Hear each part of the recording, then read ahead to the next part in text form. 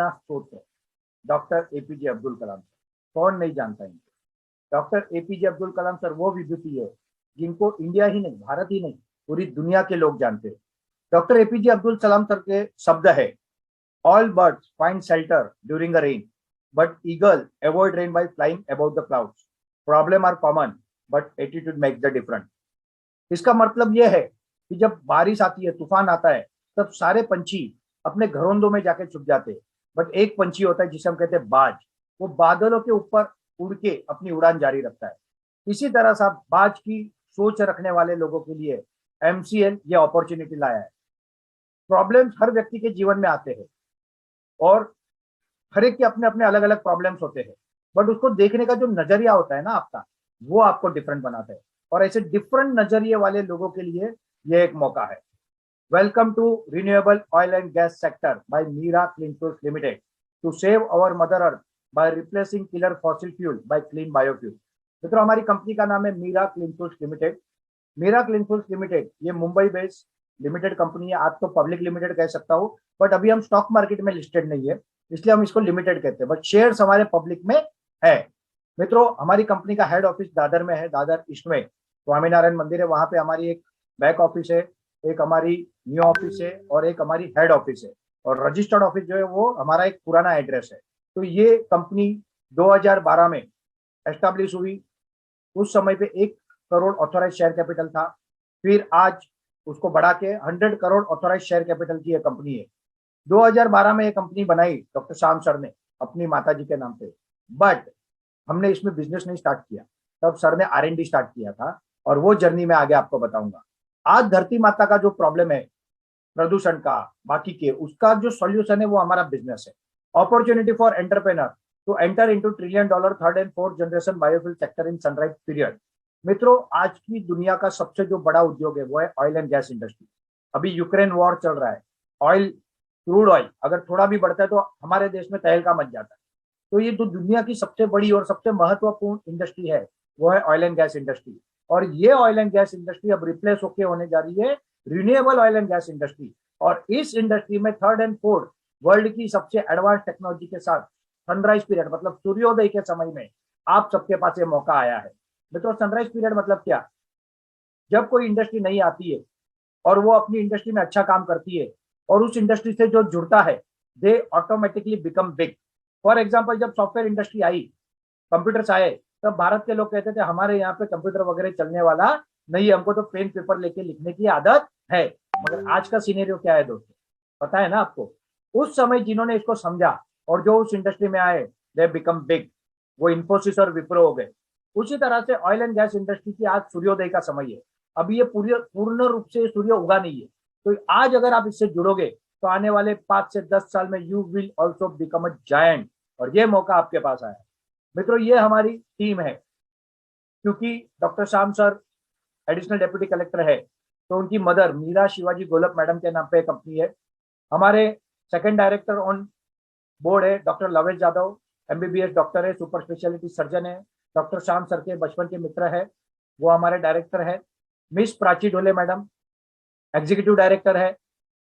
Prachi ma'am technically junior scientist रहे हैं और बहुत जबरदस्त उनका अनुभव है और गोल्ड मेडलिस्ट है उनके अपने फील्ड में। हमारे वाइस प्रेसिडेंट है मंगेश सेलार सर, जो अभी सारा एडमिन से रिलेटेड चीजें देखते हैं, इज मास्टर।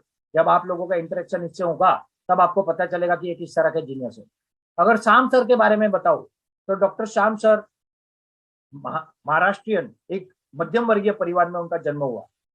अनफॉर्चुनेटली उन्होंने अपने पिताजी का साया बहुत बचपन में खो दिया। उनकी माताजी ने बहुत संघर्ष करके उनको बड़ा किया और तब से डॉक्टर श्याम सर को एक चीज पता थी कि अगर हम पढ़ेंगे ना तो कुछ होगा, अगर अच्छी पढ़ाई नहीं करेंगे तो कुछ नहीं होगा। और उन्होंने बहुत अच्छी पढ़ाई की और MBBS डॉक्टर बने। MBBS डॉक्टर बनने के बाद महाराष्ट्र में नंबर 1 जो मेडिकल कॉलेज मानी जाती है KEM हॉस्पिटल की, वहां से MD गायनेक में नंबर 1 आए। उसके बाद उनके पास मौका था अमेरिका जाना, MD गायनेक में स्पेशलाइजेशन करना और एक अच्छी जिंदगी जीना। मगर डॉक्टर श्याम सर को लगा कि नहीं, मुझे देश के लिए कुछ करना चाहिए और उन्होंने तब IAS IPS की तैयारी शुरू की। जब उन्होंने IAS IPS की तैयारी शुरू की, उस समय पे एक सेमिनार था ग्लोबल वार्मिंग सब्जेक्ट पे, और वो सेमिनार लेने तब के हमारे राष्ट्रपति doctor APJ Abdul Kalam sir और उनके वैज्ञानिकों की टीम आई थी। उस सेमिनार में रिन्यूएबल फ्यूल के बारे में जो कुछ कहा गया, उससे डॉक्टर श्याम सर को लगा ये मेरे जीवन का लक्ष्य है। और तब से लेकर आज तक जीवन के 20 साल एक ही विषय को उन्होंने दिया और पूरा जीवन आज उसको समर्पित किया। डॉक्टर श्याम सर ने आज तक शादी नहीं की। उनका मानना है कि पहले मुझे ये करना है क्योंकि ये देश के लिए जरूरी है, किसानों के लिए जरूरी है। ऐसा एक व्यक्तित्व, ऐसे एक लीडर हमको मिले हैं और डॉक्टर श्याम सर के कारण ये अपॉर्चुनिटी आपके पास आई है। ये हमारी फ्रंट टीम है, हमारी बैक टीम इंडिया के टॉप मोस्ट साइंटिस्टों का ग्रुप है और ये हमारा ताकत है क्योंकि टेक्नोलॉजी साइंटिस्ट बनाते, बिजनेसमैन नहीं बनाते। तो we are the best in technology. मित्रों, दुनिया का जो सबसे बड़ा प्रॉब्लम है वो है ग्लोबल वार्मिंग और भारत के 3 बड़े प्रॉब्लम है, इनफैक्ट 4 बड़े प्रॉब्लम है। पहला प्रॉब्लम है वेस्ट, दूसरा है एम्प्लॉयमेंट, तीसरा है किसानों की समस्या और चौथा है इकोनॉमिकल प्रॉब्लम। ये चारों के बारे में मैं शॉर्ट में बताऊंगा। मित्रों, आज वैज्ञानिक ऐसा कहते हैं कि अगर वैश्विक तापमान 2 डिग्री टेम्परेचर बढ़ गया तो हम ऐसे कालखंड में आ जाएंगे जहां से रिवर्स होना नामुमकिन होगा और धीरे धीरे पृथ्वी का नाश होगा। और इसका जो प्रमुख कारण है वो है वातावरण में प्रदूषण, और ये प्रदूषण का प्रमुख कारण है वो है आज का ईंधन। तो हमारा काम क्या है, इस ईंधन को रिप्लेस करना क्लीन ईंधन से और दुनिया को, धरती माता को इस ग्लोबल वार्मिंग की समस्या से बचाना। और यही हमारा बिजनेस भी है और इसी के अंदर हमारी सोशल एक्टिविटी भी बाय डिफॉल्ट होती है। दूसरा देश का सबसे बड़ा प्रॉब्लम क्या है मित्रों, आज हम अगर किसी को पूछेंगे हम भारत में कितनी जनसंख्या है तो लोग कहते हैं 136 करोड़, बट हम 140 करोड़ हो चुके हैं। हर साल लाखों बच्चे एजुकेशन करके डिग्रियां लेके आते हैं, मगर उनको जितना एम्प्लॉयमेंट चाहिए उतना एम्प्लॉयमेंट हमारे पास नहीं है क्योंकि हमारी एग्जिस्टिंग इंडस्ट्री, उसका एक सेचुरेशन लेवल आ गया है, चाहे वो सर्विस इंडस्ट्री हो चाहे वो मैन्युफैक्चरिंग इंडस्ट्री हो। इसके कारण हमारे युवाओं को रोजगार नहीं मिल रहे और युवा शहरों की तरफ जाते हैं अपने माँ बाप को छोड़ के, अपने परिवार को छोड़ के, अपने अच्छे अच्छे घरों को छोड़ के। बहुत लोग भारत में नहीं पाते तो विदेशों में जाते अपने परिवार को छोड़ के। तो ये समस्या हमारी है, इसको दूर करना जरूरी है। और इसको दूर कब करोगे, जब पूरी की पूरी एक नई इंडस्ट्री आएगी और वो नई industry renewable oil and gas industry आ रही है क्योंकि ये इंडस्ट्री भारत में है ही नहीं। आज आप कहोगे कि ऑयल एंड गैस तो हमारे यहाँ मिलता है, यस, वी आर इम्पोर्टर। हम हमारा ईंधन इंपोर्ट करते हैं और उसको मार्केटिंग करने वाली कंपनियां भारत में है। ओएमसी कंपनी कहते हैं, oil marketing company, Bharat petroleum, Hindustan petroleum, Reliance, बाकी लोग। और इससे क्या होता है कि हम सिर्फ मार्केटिंग करते, प्रोडक्शन नहीं करते। मगर जब हम प्रोडक्शन करेंगे तो 3 से 5 करोड़ युवाओं को, इंजीनियर्स अलग अलग प्रकार के, एमबीए, सीए, सीएस, उसके अलावा लॉयर्स, उसके अलावा आपके टर्नर, फिटर, इलेक्ट्रिशियन, 3 से 5 करोड़ लोगों का रोजगार निर्माण होना। दूसरा, हम जो प्रोजेक्ट लगा रहे हैं वो तालुका वाइज लगा रहे हैं, तो अपने तालुका में अपना प्रोजेक्ट, वहीं पे नौकरी। कोई क्यों अपना घर छोड़ के जाएगा, कोई क्यों अपने माता पिता को, परिवार को छोड़ के जाएगा। ये हमारा मिशन है। तो युवाओं को बहुत बड़ी मात्रा में रोजगार मिलेगा, माइग्रेशन की समस्या का इससे निवारण होगा। दूसरी बड़ी समस्या है किसानों की समस्या। मित्रों, ग्लोबल वार्मिंग की इफेक्ट बढ़ती जा रही है, उसके कारण कहीं पे कभी बाढ़ आ जाती है, कहीं पे दुष्काल पड़ता है, कहीं पे जंगल के जंगल जल रहे, आग लगी है। कभी क्रॉप ज्यादा आता है तो भाव नहीं मिलता, कभी क्रॉप कम आता है तो पैसा नहीं निकलता। अनेक समस्या है किसानों की, और किसान इससे कंटाल के धीरे धीरे जब हारता है, थकता है, तब गलत राह चुनता है, वो होता है आत्महत्या। मित्रों, हमको किसानों को आधार देना है, और वो आधार हम कैसे देंगे। हमारे जो प्रोडक्ट है उसका जो मेन रॉ मटेरियल है बायोमास, वो हमको किसान देगा, और ये होगा नेपियर ग्रास। ये नेपियर ग्रास गन्ने की तरह लगाया जाता है, इसकी स्टिक लगती है। ये एक बार लगाने के बाद 8 साल तक चलता है, और इसको पहला कटिंग आपको 3 महीने में मिलता है, फिर 1.5 से 2 महीने में मिलता है। पर एकड़ पर ईयर हम 150 से 250 टन क्लेम करते हैं। बट हमारे एक उद्योजक है जो कि पंढरपुर में है, उन्होंने एक नर्सरी बनाई है, मिस्टर भीमराव कोंडुबेरी सर, जो कि रिटायर्ड एग्रीकल्चर ऑफिसर है। उन्होंने 700 टन पर एकड़ पर ईयर का प्रोडक्शन लेके दिखाया है, और ये आप सब बिंदास आपकी आंखों से जाके देख सकते हो। हम कह रहे इसलिए मत मानो, आप जाके देखो और खुद चेक करो। अब ये नेपियर ग्रास हमारा मेन रॉ मटेरियल जो हम किसानों से खरीदेंगे, इसके कारण भारत में 7 से 8 करोड़ किसानों को आधार मिलेगा, और 5 करोड़ युवाओं को, मतलब 10 से 12 करोड़ लोगों को जब इस इंडस्ट्री से फायदा होगा। मैं ये नहीं कह रहा हूँ कि सिर्फ एमसीएल, मैं पूरी इंडस्ट्री की बात कर रहा हूँ। तो इंडस्ट्री के कारण जब आधार मिलेगा, तब एक व्यक्ति के ऊपर एवरेज 4 लोगों का परिवार निर्भर होता है, तो 40 से 50 करोड़ लोगों को इसका फायदा होगा, और it is going to be a revolution. और इसलिए हम एमसीएल को बिजनेस नहीं कहते, एमसीएल मिशन को हम क्रांति कहते हैं। For us it is a revolution. इसको हम 1000 रुपए टन से किसानों से खरीदेंगे। शुरुआत में कुछ किसानों से खरीदेंगे, फिर बहुत किसानों से खरीदेंगे, और उसके कारण सबका भला होगा।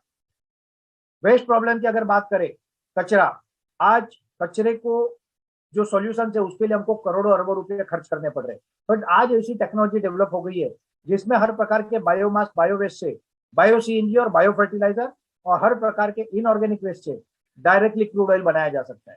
मगर जितना इनऑर्गेनिक वेस्ट भारत में है, अगर 100% हम फ्यूल में यूज उसको कन्वर्ट करें तो भी हमारे ईंधन की जरूरत का सिर्फ 5% दे सकते हैं।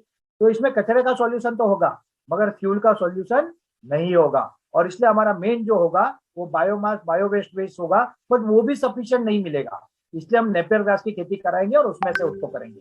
जब वेस्ट से बेस्ट बनेगा, कचरे से सोना बनेगा, तो उसका फायदा पूरे देश को होगा और इसके कारण होने वाली अनेक बीमारियां, मच्छर, मक्खी, डेंगू, मलेरिया, ये भी सॉल्व होगा। आप सोचिए कि जिस चीज को सेटल करने के लिए हम अरबों रुपए खर्च कर रहे हैं वो बंद हो जाएंगे और उल्टा का उसमें से हमको पैसे आएंगे। तो it is going to be another revolution.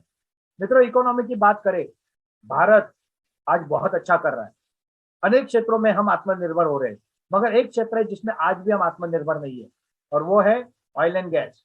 हम हमारी जरूरत का 82%, 82% ईंधन इंपोर्ट करते हैं और इसमें जो हमारे पैसे जाते हैं हर साल वो है 8 लाख करोड़ भारतीय रुपये। अगर ये पैसे हम बचा ले, और क्योंकि रॉ मटेरियल कौन देगा? किसान देगा, तो पैसे किसके घर में जाएंगे? किसान के घर में जाएंगे। तो किसान की भी अपनी जरूरत है, उसे अनाज चाहिए, कपड़े चाहिए, बर्तन चाहिए, किसान उसके लिए खर्च करेगा। और ये 8 लाख करोड़ अगर हमारी इकोनॉमी में घूमेंगे 8 से 10, 12 बार, तो it can create a $1 trillion economy. और इसके साथ साथ हम जो ऑर्गेनिक का जो इंडस्ट्री डेवलप करने वाले, तो भारत को $5 ट्रिलियन इकोनॉमी अगर बनाना है तो एक में वो इंडस्ट्री ये है। और भारत में इकोनॉमिकल क्रांति इस इंडस्ट्री के कारण आ सकती है। मित्रों, आज का अगर आप परिस्थिति देखो तो आज भारत अगर ऑयल एंड गैस में आत्मनिर्भर नहीं हुआ तो भविष्य में हमको बहुत सारी समस्या आ सकती है। उसका निवारण भी इसमें ही है। तो मित्रों, दुनिया का ऐसा कोई बिजनेस जिसमें आपको ग्लोबल वार्मिंग की समस्या का सॉल्यूशन, जिसमें आपको वेस्ट का सॉल्यूशन, किसानों का समस्या का सॉल्यूशन, युवाओं के रोजगार का सॉल्यूशन और इकोनॉमिकल सॉल्यूशन, ये सारा किसी एक इंडस्ट्री में आता होगा ना, तो वो इंडस्ट्री है ऑयल एंड गैस इंडस्ट्री। ये सरकार भी जानती है और ये दुनिया भी जानती है। और इसीलिए 2016 में एक पेरिस एग्रीमेंट, पेरिस में कॉन्फ्रेंस हुई और आगे जाके 196 कंट्री ने उस एग्रीमेंट को साइन किया, जिसमें सारे दुनिया के देशों ने निर्धारित किया कि हमको हमारा प्रदूषण कम करना है। और जो देश ये करेंगे उनको बहुत सारा फंड देने की व्यवस्था इस एग्रीमेंट के थ्रू हुई। भारत का जो इसमें टारगेट है वो ये है कि 2005 में हम जितना प्रदूषण करते थे उससे 35% कम करना है। 2005 से 35%, तो आज तो 2022 चल रहा है, तो अब हमको कितना कम करना है? अगर हम ये कम करेंगे तो हमको बहुत सारे बेनिफिट मिलेंगे, नहीं करेंगे तो प्रॉब्लम आएगा। और इसीलिए गवर्नमेंट ऑफ इंडिया इसको पूरा का पूरा समर्थन दे रही है और ये सॉल्यूशन हमारे पास है। The solution is renewable oil and gas industry. और गवर्नमेंट ऑफ इंडिया ने 2018 में बायोफ्यूल पॉलिसी बनाई, इसके रूल्स, रेगुलेशन, पॉलिसी सब कुछ क्लियर कर दिया और सरकार कहती है किसानों को कि आप इसको करो। मैं यहाँ पे कुछ वीडियो आपको नहीं दिखा रहा हूँ क्योंकि समय की मर्यादा रखना चाहता हूँ। नहीं तो आप अगर यूट्यूब पे जाओ और गडकरी जी के वीडियो देखो, या हमारा और एक वीडियो प्रेजेंटेशन है वो आप हमारे बीडीए, हमारे जो कंसल्टेंट है उनसे मंगा के आप देखो, तो उसमें पता चलेगा कि सरकार इसके ऊपर कितनी जागरूक है और कितना काम कर रही है। बायो सीएनजी की जो पॉलिसी है उस पॉलिसी को कहते हैं सतत, sustainable alternate towards affordable transport. और गवर्नमेंट ऑफ इंडिया कहती है कि आप कितना भी बायो सीएनजी बनाओ विद जीएसटी 48 रुपीज 30 पैसे में हम बायबैक करेंगे। मगर ये तब की रेट है जब 50-55 रुपए में सीएनजी बिकता था। आज 80, 90, 100 तक सीएनजी चला गया है। आप सोचो, अब उसको भी गवर्नमेंट बढ़ाने वाली है। और अब तो ऐसी पॉलिसी आई है कि जो कंपनियां चाहे वो अपने खुद के फ्यूल पंप सीएनजी के लगा सकती है, जो पहले पॉसिबल नहीं था। तो हम हमारे खुद के फ्यूल पंप लगाने जा रहे हैं और गवर्नमेंट भी पूरे के पूरे समर्थन में इसके है। अब हमारा मॉडल क्या है? जैसे मैंने आपको बताया मित्रों, डॉक्टर श्याम सर एक मध्यम वर्गीय परिवार से आए, बहुत संघर्ष करके उन्होंने अपना जीवन जिया। तो उनको ऐसा लगता था कि मैं हमारे जैसे middle class, upper middle class या किसानों के लिए कुछ करूं। अब ये इतनी बड़ी इंडस्ट्री आई, उनके पास एक चॉइस थी कि वो बड़े लोगों के साथ जाके कर सकते थे। मगर उनको लगा कि किसानों के साथ करते, और किसानों के साथ अगर करना है, कॉमन लोगों के साथ करना है, तो इनको कनेक्ट करना पड़ेगा। तो कनेक्ट कैसे करेंगे? तो उन्होंने सहारा लिया अमूल मॉडल का। मित्रों, भारत में एक रिवोल्यूशन हम कहते हैं जो आजादी की लड़ाई थी, उसके बाद एक रिवोल्यूशन जो हुआ जिसे हम ग्रीन रिवोल्यूशन कहते हैं, जिसके कारण हम अनाज में आत्मनिर्भर हुए। फिर एक रिवोल्यूशन हुआ जिसे हम व्हाइट रिवोल्यूशन कहते हैं। भारत अपने लिए आवश्यक दूध नहीं बनाता था, और तब हम दूध का पाउडर इंपोर्ट करते थे। तब इंदिरा गांधी जी प्राइम मिनिस्टर थी, उनको समझा कि इट्स अ प्रॉब्लम, और इंदिरा गांधी जी ने दुनिया की सबसे बड़ी कंपनी नेस्ले की मदद लेनी चाहिए। उन्होंने कहा whatever you want we will give, पैसे चाहिए, जगह चाहिए, आईएएस ऑफिसर की टीम चाहिए, सब हम देंगे, हमको दूध के क्षेत्र में आत्मनिर्भर बनाओ। क्योंकि जैसे आज ईंधन में पैसे बाहर जा रहे हैं ना, वैसे तब दूध के पाउडर के लिए पैसे बाहर जा रहे हैं। तो उन्होंने ये करने की कोशिश की, अपने पैसे अपने लोग हमको बेचेंगे, और प्रॉफिट कौन लेके जाएगा? बाहर की कंपनी। तो एक व्यक्ति खड़ा हुआ, उसने कहा मैडम हम इसको कर सकते हैं, आप हमको समर्थन दो। बट तब किसको लगा नहीं कि क्या करेगा। तब उस समय में ना मोबाइल थे, ना बड़े फोन की सुविधा थी, इंटरनेट और ये तो कोई था ही नहीं। उस समय पे उस व्यक्ति ने 36 लाख किसानों का संगठन बनाया, उन किसानों को कनेक्ट किया, उनको गाय भैंस लेने के लिए लोन की व्यवस्था की। उन्होंने जो दूध प्रोडक्शन किया वो उस उन्होंने लिया, उसका पैकेजिंग प्रोसेसिंग किया, ब्रांडिंग किया, बेचा उन्होंने। और that moment is called as Amul movement, Anand milk union limited, doctor Verghese Kurien. इसी मॉडल को डॉक्टर श्याम सर ने लिया लोगों को कनेक्ट करने के लिए। आज हम क्या कर रहे हैं, मेरे माध्यम से दूसरे, दूसरे के माध्यम से तीसरे, तीसरे के माध्यम से आप, ये एक अमूल मॉडल है, ये एक कॉपरेटिव मॉडल है। बट इस कॉपरेटिव मॉडल से हम कॉर्पोरेट को कनेक्ट कर रहे हैं, क्योंकि हमको कॉमन लोगों तक जाना है, हमको बड़े बड़े इंडस्ट्रियलिस्ट तक नहीं जाना है। इसलिए हमने पेपर में बड़ी बड़ी एडवर्टाइज नहीं दी, और हम कॉमन लोगों तक जाने के लिए थ्रू सिस्टम, एक से दूसरा, दूसरे से तीसरा, कंधे से मिलते हैं कंधे, इस तरह से हमने ये मॉडल लिया। और आज हम पूरे भारत में प्राउड के साथ कह सकते हैं we are the only company, not in India but entire world, जहां पे ऑन सिस्टम 30 लाख किसान जुड़े हुए हैं। तो we have proud of that. हमारी जो टेक्नोलॉजी क्लीन फ्यूल टेक्नोलॉजी है, और ये टेक्नोलॉजी फ्यूचर की जबरदस्त टेक्नोलॉजी, हमारा मिशन है फ्यूल इंडिपेंडेंस फॉर इंडिया। और अगर हम ज्यादा प्रोडक्शन करेंगे तो भविष्य के OPEC country, oil producing and exporting country हम बनेंगे, और पूरी दुनिया को हम ईंधन देंगे। क्योंकि इसके लिए जो नेपियर ग्रास के लिए जो वातावरण चाहिए, जो मैन पावर चाहिए, जो जमीन चाहिए, वो हमारे पास है। अमेरिका, यूरोप, चाइना, रशिया के पास नहीं है। क्योंकि जहां पे 4 डिग्री से ऊपर और 44 डिग्री से नीचे टेम्परेचर होता है, वहीं पे नेपियर ग्रास आता है। तो जहां पे बर्फ गिरता है, यहाँ पे ये मुमकिन नहीं है। तो ये हमारे लिए एक प्लस पॉइंट है। ये है मित्रों हमारी इंडस्ट्री। अगर इस पेज को आप समझ गए तो पूरी की पूरी इंडस्ट्री को आप समझ जाओगे। इंडस्ट्री दो सेक्टर में डिवाइड है, renewable energy, renewable fuel. Renewable energy में सोलर एनर्जी, विंड एनर्जी और वेस्ट टू एनर्जी है। ये तीनों अच्छे हैं, मैं बुरा नहीं कहूंगा इनको, बट ये तीनों चलते हैं सब्सिडी पे। जैसे सोलर की शुरुआत हुई तो 18 रुपया यूनिट गवर्नमेंट बायबैक करती थी, आज 2 रुपया यूनिट गवर्नमेंट बायबैक करती है, और सब्सिडी है तो ये इंडस्ट्री चल रही है। विंड में आप देखोगे तो बहुत सारे विंड मिल आज बंद हो रहे हैं। वेस्ट टू एनर्जी कतरे से बिजली भी सब्सिडी पे है, और इससे ज्यादा इसके जो कंपोनेंट है, इसके जो पार्ट्स है, वो मोर देन 80% हम चाइना से इंपोर्ट करते हैं। तो अगर हम इसको बढ़ाएंगे तो अल्टीमेटली हम चाइना पे निर्भर होंगे, और चाइना हमारे सैनिकों के साथ क्या करता है ये आपको पता है। चाइना हमारे लिए दोस्त नहीं है, चाइना हमारे लिए खतरा है। तो ये इंडस्ट्री अच्छी है, मगर इंडिया के लिए वायबल नहीं है। अब बात करते हैं रिन्यूएबल फ्यूल। रिन्यूएबल फ्यूल की जब मैं किसी को बात करता हूँ तो लोग कहते हैं हाँ सर हमको बायोडीजल पता है। तो व्हाट इज बायोडीजल? मित्रों, शुरुआत में दुनिया में जो इंजन आए वो पेट्रोल इंजन आए।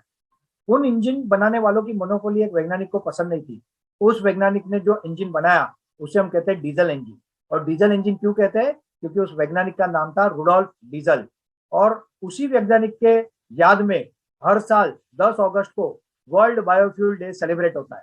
और इसे कहते, उसी वैज्ञानिक ने उसी इंजन को अनाज के तेल पे चला के दिखाया था।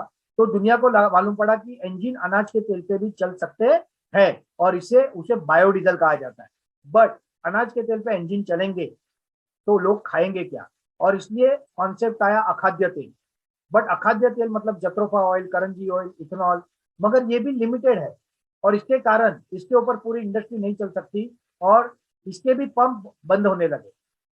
फिर लोगों ने क्या किया, तो मलेशिया और इंडोनेशिया दो ऐसे देश है जहां से हम बायोफ्यूल इंपोर्ट करते हैं, और उसमें से बायोडीजल बनाना चालू किया।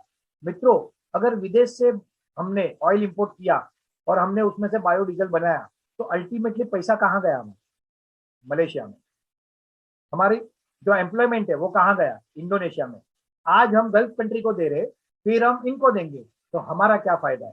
दूसरा, अगर ये महंगा होगा, क्योंकि इट इज ईटेबल ऑयल, अगर ये महंगा होगा तो आपकी पूरी की पूरी फैक्ट्री बंद हो सकती है, और इसलिए ये अच्छा होने के बावजूद वायबल नहीं है, इसलिए नहीं चला। दूसरा है बायोगैस, जिसे हम सामान्य भाषा में गोबर गैस कहते हैं। गोबर से गैस बनता है, उस गैस को हम कुकिंग में यूज करते हैं, मगर इसका जो पावर होता है वो इतना कम आता है, नॉर्मल गैस में जो 15 मिनट में होता है, इसमें पौने घंटे में होता है। अब गोबर गैस में से उसको फिल्टर करके उसमें से मीथेन अलग करके उसमें से बायो सीएनजी बनाया जा रहा है। बट गोबर टेक्निकली कंटेंट 90% वाटर और 10% ड्राई मैटर, और जो पानी होता है ना उसमें से गैस नहीं बनता, गैस बनता है ड्राई मैटर से। तो ड्राई मैटर ही 10% है, तो डेफिनेटली आउटपुट भी उसका कम आएगा। उससे एडवांस टेक्नोलॉजी है प्लास्टिक टू पेट्रोल। तो plastic is basically a petroleum product, और उसको फिर से आप गर्म करते हो, उसको फिल्टर करते हो, तो उसमें से पेट्रोल अलग कर सकते हो। मगर कितना टन प्लास्टिक लाओगे तो कितना पेट्रोल बनोगे। और अभी तो गवर्नमेंट प्लास्टिक को भी बैन कर रही है। तो ये प्लास्टिक का सॉल्यूशन है, फ्यूल का सॉल्यूशन नहीं है। फ्यूल का सॉल्यूशन है हमारी industry, bio CNG and crude oil MCL technology. Bio CNG from all type of biomass and organic waste, crude oil from all type of inorganic waste except debris, metal and glass. सबसे पहले inorganic की बात करता हूँ मित्र। तीन चीज, मट्टी, metal मतलब धातु, और ग्लास मतलब कांच, ये तीन चीज को छोड़ के आप कुछ भी दो, मतलब क्या, plastic, rubber, leather, fibre, thermocol, लकड़ा, कपड़ा, एनीथिंग। एक रिएक्टर है, unique reactor, high pressure high temperature machine, इसमें वो बैच वाइज जाता है और 20 मिनट में 4 टन वेस्ट को डायरेक्टली क्रूड ऑयल में कन्वर्ट करता है। इस क्रूड ऑयल को हम रिफाइन करते हैं, उसमें से petrol, diesel, naphtha, kerosene oil, और जो वेस्ट होता है बिटुमेन मतलब डामर निकलता है। और ये टेक्नोलॉजी भी हमारे पास है, मगर ये छोटे स्केल पे वायबल नहीं है, इसलिए इसको हमने सेकंड स्टेज में रखा है। और ये अगर 100% जैसे मैंने आगे बताया कन्वर्ट करेंगे, तो भी हमारी ईंधन की जरूरत से 5% ही हमको मिलेगा। तो अभी जो हमारा फोकस है वो बायो सीएनजी पे है, और वो क्यों है वो बताने के पहले मैं और कुछ आपको बताना चाहूंगा। मित्रों, आजकल दो चीजों की बहुत बात चल रही है, एक है बैटरी मतलब इलेक्ट्रिक व्हीकल, और दूसरा है इथेनॉल। पहले बैटरी को समझते हैं। इलेक्ट्रिक व्हीकल ये फ्यूचर है ऐसा लोग कहते हैं। मित्रों, इलेक्ट्रिक व्हीकल अगर फ्यूचर है तो अमेरिका, यूरोप आज तक पेट्रोल और डीजल की गाड़ियां क्यों बना रहे, उन्होंने बंद कर देनी चाहिए थी। भारत भी कहता है कि हम पेट्रोल डीजल बंद करेंगे और ईवी पे आएंगे। मुझे ये बताइए मित्रों, क्या आज भारत में हर कोने में सफिशिएंट इलेक्ट्रिसिटी है क्या। मगर मैं मानता हूं कि आने वाले 4 साल 5 साल में हो जाएगी। मगर वो बनती कैसे, वो कोयले से बनती है। 70% of electricity in India is produce from coal, कोयले से बनती है। और कोयला क्या है, कोयला भी तो प्रदूषण करता है। कोयले को निकालने के लिए आप कहां से निकालोगे, खदानों से निकालोगे, और ये जो खदानें हैं ये बड़े बड़े जंगलों पे नीचे है, तो पूरे जंगलों का आप नाश करोगे। तो ईवी के लिए जो एनर्जी बनानी पड़ेगी, जितनी ज्यादा एनर्जी बनाओगे उतना ज्यादा यहाँ पे बैटरी के रूप में पर्यावरण को फायदा होगा, बट वहां पे तो नुकसान होगा कि वो तो प्रदूषण वाला है। अगर आप न्यूक्लियर पावर प्लांट पे जाते हो तो वो हमारे देश में विरोध हो रहा है, होंगे तो भी बहुत टाइम लगेगा। दूसरा, इसके लिए जो चार्जिंग टाइम है वो आज 2-3 घंटा है। हमारे लोग पेट्रोल पंप पे 5 मिनट रुकने को तैयार नहीं है, तो 2-3 घंटा कैसे रुकेंगे। मगर मैं मानता हूं कि इसकी टेक्नोलॉजी एडवांस होगी और आने वाले समय में 5, 10, 15 मिनट में ये चार्ज हो जाएंगे, मैं ये भी मानता हूँ। मगर फिर भी आज ऑन रोड 15 करोड़ गाड़ियां हैं, इसमें से लाखों करोड़ों गाड़ियां सीएनजी की है, पेट्रोल की है, डीजल की है। इसका आप क्या करोगे। जितनी देर से मैं आपसे बात कर रहा हूं ना, आज गुड़ी पड़वा है, इतनी देर में भारत में हजारों गाड़ियां बुकी होंगी।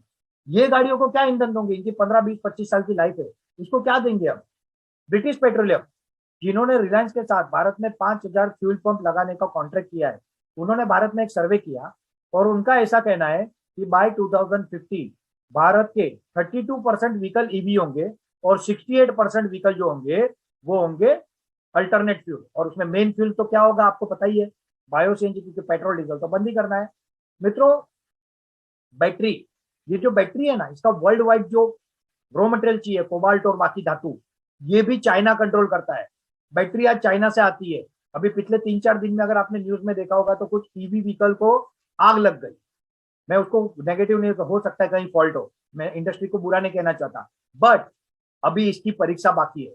पहली बार जब आप बैटरी व्हीकल लेते हो ना, तब पर किलोवाट बैटरी पे गवर्नमेंट सब्सिडी देती है। मगर दूसरी बार जब आप बैटरी उसको रिप्लेस करोगे, क्योंकि आपकी गाड़ी में अगर आज बैटरी है, नॉर्मल गाड़ी में उसकी लाइफ कितनी है, 4-5 साल। तो इसकी भी लाइफ होगी ना। और जब आप रिप्लेस करोगे तब वो 5-7 लाख की अगर बैटरी आएगी, मुझे बताओ कौन लगाएगा। तो इसकी अभी परीक्षा बाकी है, और ये अभी बहुत लंबा विषय है। कुछ 2-5% जरूर होगा अल्टरनेट फ्यूल, उसमें बैटरी भी होगी, ऐसा नहीं कि जीरो होगा, बट ये मेन कोर हमारा जो इंडस्ट्री है वो नहीं होने वाली। दूसरा बात करें इथेनॉल, गवर्नमेंट अब कह रही है कि फ्लैक्स इंजन बनाएंगे और इथेनॉल का प्रोडक्शन करेंगे। यस, इथेनॉल डेफिनेटली एक फ्यूल रहेगा, क्योंकि वो वेस्ट से बनता है। गवर्नमेंट ऑफ इंडिया का टारगेट है 2025 तक 20% पेट्रोल में इथेनॉल ब्लेंडिंग करना। 2025 तक 20% तक पेट्रोल में इथेनॉल को ब्लेंडिंग करना, मतलब इथेनॉल का प्रोडक्शन आज हमारे पास नहीं है, करेक्ट। और अगर इसको बढ़ाएंगे तो उसको टाइम लगेगा। समझो फ्लैक्स इंजन की गाड़ियां 6 महीने में आई, वो बिकेगी, उसका टेस्टिंग होगा, वो सक्सेस होगी, 10-15-20 साल का प्रोसेस है। मगर आज अगर आप गाड़ी लेके आओगे और इथेनॉल अगर मार्केट में नहीं है सफिशिएंट मात्रा में, तो फिर अल्टीमेटली आप इसको किस पे चलाओगे? पेट्रोल पे। तो क्या फायदा हुआ मित्रों? तो इथेनॉल की गाड़ी पेट्रोल पे भी चलती है, और जो पेट्रोल पे गाड़ी चलती है ना, वो सीएनजी पे भी चलती है। तो व्हाट इज इंपॉर्टेंट इज कि we have the best sector. Ethanol भी कुछ पार्ट ऑफ बिजनेस जरूर होगा, भारत के फायदे का है, भारत के हित का है, मगर जितना हम इथेनॉल का सुन रहे हैं ना, उतना सक्सेसफुल भी वो नहीं होने वाला है। 4.5 साल इस इंडस्ट्री में बिताने के बाद में ये एक कॉन्फिडेंस के साथ कह सकता हूँ। तीसरा है हाइड्रोजन फ्यूल सेल। अब कल एक गडकरी जी अच्छी गाड़ी हाइड्रोजन फ्यूल सेल की लेके गए थे संसद में, और उसका उन्होंने एक डेमो दिखाया। अभी ये भी R&D स्टेज पे है, अभी इसको समय आने के। मगर हाइड्रोजन फ्यूल, फ्यूल के सेल, सेल होते हैं ना, अब ये सेल में क्या होता है आगे? धातु, मेटल। ये कहां से आता है? जमीन। और जमीन के ऊपर क्या है? जंगल। जितने ज्यादा सेल बनेंगे उतना ज्यादा आपका धरती का नुकसान ही होगा, फायदा नहीं होगा। But hydrogen fuel cell definitely भविष्य का ईंधन है, मगर 2030, 40, 50 के बाद। मगर वो कितना सक्सेस होगा वो भी अभी सब्जेक्ट टू है। तो अभी हम क्या कर रहे हैं? अभी हम कर रहे हैं, और ये इंटरनेशनल ट्रेंड है बायोफ्यूल का। आप सबसे ऊपर देख सकते हो, यूएस, फिर ब्राजील, फिर जर्मनी, फिर China, Argentina, France, Indonesia, Canada, Thailand, पहले 10 में भी भारत नहीं है।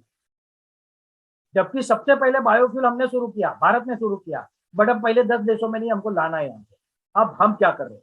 जैसे मैंने बताया, हम बायो सीएनजी बना रहे हैं। बायो सीएनजी ये भविष्य का ईंधन है, और ये ऑलरेडी भारत में बन रहा है। बहुत सारी कंपनियां, आप गूगल सर्च करोगे तो प्राज इंजीनियरिंग है, एग्रोगैस है, प्राइमो है, आपका महसाना डेयरी है, ऐसी बहुत सारी कंपनियां इस पे बना रही है, सबकी अपनी अपनी टेक्नोलॉजी है। मगर मेजर जो टेक्नोलॉजी है वो है सिंगल स्टेज डाइजेस्टर, जिसे बार्क मॉडल कहते हैं, BARC, बाबा एटॉमिक रिसर्च सेंटर। मतलब क्या? तो एक सिंगल डाइजेस्टर टंकी होती है, उसमें काउ डंग जाता है, उसमें से गोबर बनता है, गैस बनता है, गैस को फिल्टर करके मीथेन अलग करते हैं और उसे सीएनजी की तरह यूज करते हैं। अब इससे advance technology, two stage digester technology with Germany, और उससे एडवांस टेक्नोलॉजी 4 स्टेज डाइजेस्टर हमारे पास है इस तरह की, जिसे हम कहते हैं rogue well, renewable oil and gas well, जिसे हम बायोडाइजेस्टर कहते हैं और बायो रिएक्टर कहते हैं। ये कैसे काम करती है? ह्यूमन बॉडी, आप और मैं इंसान है, हम खाना खाते हैं, खाना खाते तो हम चबाते, चबाते तो मुंह में लाड़ होती है, लाड़ में अलग बैक्टीरिया होते हैं, फिर उसको पेट में जाते हैं, पेट में एसिड्स होते हैं। बड़ी आंत का अपना अलग रोल है, छोटी आंत का अपना अलग रोल है, और जिसका जितना पाचन तंत्र अच्छा, उतना उसका डाइजेशन अच्छा। इसी फार्मूला पे हमारी 4 स्टेज डाइजेस्टर टेक्नोलॉजी है। नॉर्मल बायोगैस प्लांट में 60 to 90 डे प्रोसेस को लगता है, हमको सिर्फ 17 डे लगता है, और अब हम इसको 12 दिन पे लाने वाले हैं। नॉर्मल बायोगैस प्लांट में सिर्फ काउडंग चलता है, हमको any kind of biomass, any kind of organic waste, any combination, any ratio चलता है, बट वो भी सफिशियंट नहीं मिलेगा। इसलिए हमारा प्रमुख रॉ मटेरियल होगा नेपियर घास, हाथी घास, जो मैंने आपको बताया। और उसको हम क्या करेंगे? तो उसको पहले कटिंग होगा, कटिंग होकर ग्राइंडर में जाके उसकी स्लरी, चिकल बनेगा, और ये स्लरी पंप से इस डाइजेस्टर में जाएगा। ये डाइजेस्टर में यूनिक बैक्टीरिया है। ये बायोसिंस कल्चर डेवलप करने को हमारे वैज्ञानिकों को 15 साल लगे, और जब वो पूर्ण रूप से डेवलप हो गया, तब 10 अगस्त 2019 को हमने पहली बार प्रोजेक्ट अलॉट करना चालू किया। उसके बाद लॉकडाउन आ गया तो हम थोड़े स्लो हो गए, अब हम वापस फुल स्पीड में काम कर रहे हैं। ये टेक्नोलॉजी से हर तालुका में हम एक प्रोजेक्ट लगाने जा रहे हैं। इस प्रोजेक्ट को हम कहते हैं compress biogas CBG project, MCL biofuel state project. और यही प्रोजेक्ट लगाने के लिए आज आप लोगों को आमंत्रित किया गया है। और इसके बारे में मैं आपको बताऊं, 10 अगस्त 2018 को मैं पहली बार इस प्लांट पे गया था। फिर 23 मार्च 2019 को हमारी ट्रेनिंग हुई। 16 मार्च 2020 को लास्ट विजिट की थी, फिर लॉकडाउन आ गया। उसके बाद ये प्लांट को हमने फुल्ली ऑटोमेटेड बना के, वर्ल्ड का पहला 4 stage digester fully automated plant ये हमारा है। ये प्लांट हमने ऑलरेडी इनोग्रेट कर दिया है, but due to technological secret और ऑटोमेशन सीक्रेट हम इस प्लांट को लोगों को अभी नहीं दिखा रहे, क्योंकि हमारे भी फॉलोवर है, हमको भी ऐसे लोग हैं जो फॉलो कर रहे हैं। तो इसके लिए ये प्लांट हम आपको अभी सिर्फ इसमें दिखा रहे हैं, बट हम इस प्लांट पे जा चुके हैं और इसी तरह का प्लांट हम हर तहसील में लगाने जा रहे हैं। ये 22 अप्रैल का, क्योंकि लॉकडाउन था तभी थर्ड वेव आया था, सेकेंड वेव आया था सॉरी, तो उसलिए तभी हमने ऑनलाइन इसका इनोग्रेशन किया था। ये शाम सर है, प्राची में मंगेश सर है। अब इस इंडस्ट्री से लोगों का रोजगार का एक चार्ट है। एमसीएल कोर बिजनेस, एमसीएल का पहला बिजनेस है बायो सीएनजी। मित्रों, बायो सीएनजी सिर्फ गाड़ियों में जाएगा ऐसा नहीं है। आप ये मत सोचिए कि अल्टरनेट फ्यूल आ गया तो सीएनजी काम क्या करेंगे। बायो सीएनजी इंडस्ट्रियल फ्यूल में जा सकता है। बायो सीएनजी होटल इंडस्ट्री में कुकिंग के लिए जा सकता है।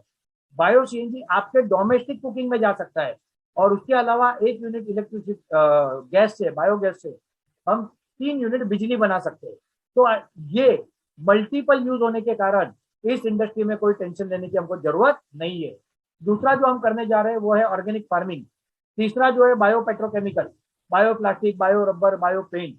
ये भी आज किसानों के दिए हुए प्रोडक्ट से बनता है। और उसके बाद है MCL nature friendly product, carbon neutral fuel.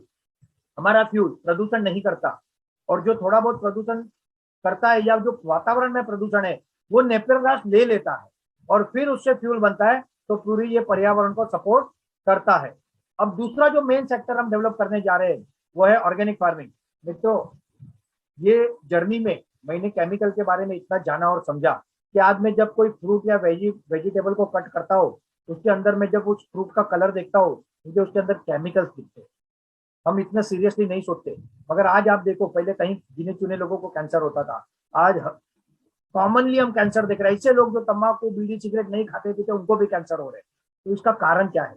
इसका कारण है केमिकल्स, इसका कारण है पेस्टिसाइड। यहाँ पे मैं एक वीडियो नहीं दिखा रहा हूँ, बट आप सबको रिक्वेस्ट करूंगा कि आप यूट्यूब पे जाए और देखें कैंसर ट्रेन। पंजाब के भटिंडा से राजस्थान के बीकानेर चैरिटेबल हॉस्पिटल के लिए एक ट्रेन चलती है। उस ट्रेन में सिर्फ कैंसर पेशेंट जाते हैं और इसलिए उस ट्रेन को कैंसर ट्रेन कहा जाता है।